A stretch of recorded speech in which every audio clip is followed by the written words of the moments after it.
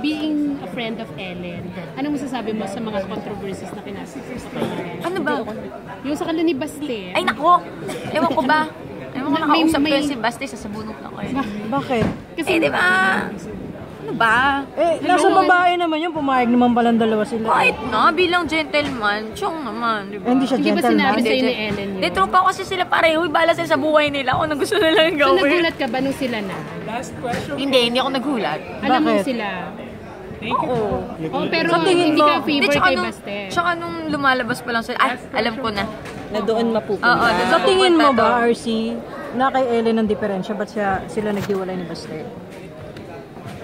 Feeling ko nasa kanilang dalawa.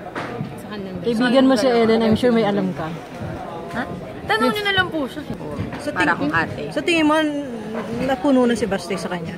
Hindi ko po alam sa kanilang Ba't dalawa. di mo nga siya sinuway tungkol kay Baste? Di ba knowing na meron pala? Eh, masaya daw sila eh. Happy.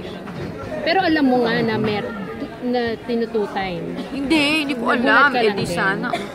Di sana pagsabihan ko siya. So ngayon, pag nakita mo si Baste, anong gagawin Sa mo? bunutan na lang.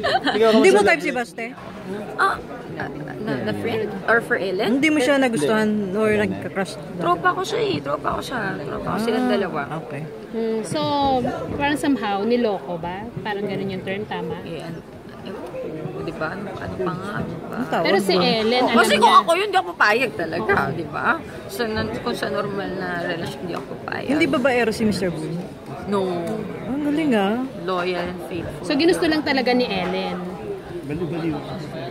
Alam, kilala nyo naman yung batang yun. Oo, kilala namin. Di ba? Bata?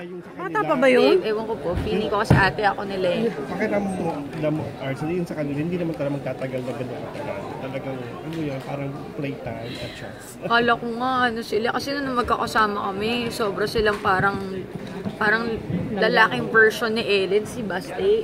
So kala ko, Magsuswak sila. Kala ko magkiklik sila eh. Boto ba yung friends ni Baste kay Ellen? Opo. Oo naman. Okay. Pero kayong mga friends, ang hindi boto kay Baste? Boto rin. Boto rin. Masaya ako sa kanila nun eh. Pero nung nalaman mo na nga, syempre ayaw mo Ngayon na lang, kasi bilang babae, kung sa akin gagawin yun, di ba? Magagalit. Hindi ka nagalit kay Baste? Ngayon na. Ngayon, malalaman ko.